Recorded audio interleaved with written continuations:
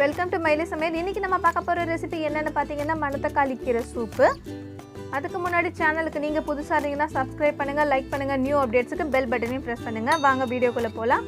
அதுக்கு தேவையான இன்கிரிடியன்ட் 4 பல் பூண்டு, வெங்காயம், கரம் மசாலா, வெண்ணெய். ஃபர்ஸ்ட் ஒரு pan வச்சிடுங்க. pan நல்லா ஹீட் ஆகட்டும். ஹீட் ஆனதுக்கு அப்புறமா நம்ம வச்சிருக்க 1/4 டீஸ்பூன் வெண்ணெயை நல்லா உருகட்டும். இது நல்லா வதங்கினதுக்கு அப்புறமா பூண்டு போட்டுக்க போறோம். 4 பல் பூண்டு, 1 கப் கீரை, 1/4 பங்கு வெங்காயம்.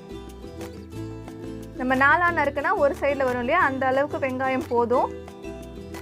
இது ரெண்டுத்தையும் நல்லா வெண்ணெயில வதக்கிக்கலாம்.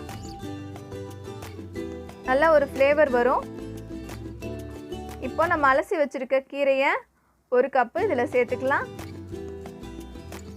இன்னைக்கு நான் வந்து மணத்தக்காளி கீரை எடுத்திருக்கேன்.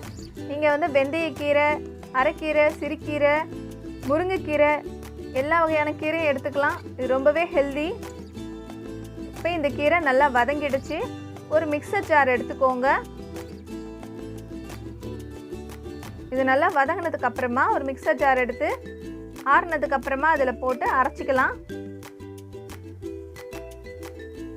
இப்போ எல்லாத்தையும் அதிலேயே சேர்த்தாச்சு.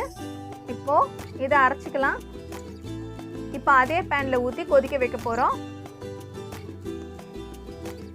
இப்போ இது 5 மினிட்ஸ் நல்லா கொதிச்சதுன்னா போதும். 1/4 டீஸ்பூனுக்கு கம்மியாக கரம் மசாலாவை சேர்த்துக்கிறேன்.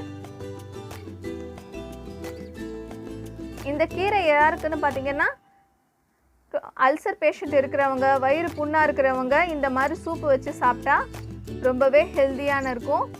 நான் இதில் சால்ட்டு சேர்த்துட்டேன். இப்போது 5 மினிட்ஸ் கழித்து ஸ்டவ் ஆஃப் பண்ணிக்கிறேன். இந்த சூப் பார்த்தீங்கன்னா இப்போ ரெடி ஆகிடுச்சு. இப்போ இந்த மாதிரி ஃபில்டர் எடுத்து ஃபில்டர் பண்ணி வச்சுக்கலாம். 6 மந்த் பேபிலேருந்து பெரியவங்க வரைக்கும் எல்லாருமே சாப்பிட்லாம். தேங்க்ஸ் ஃபார் வாட்சிங்.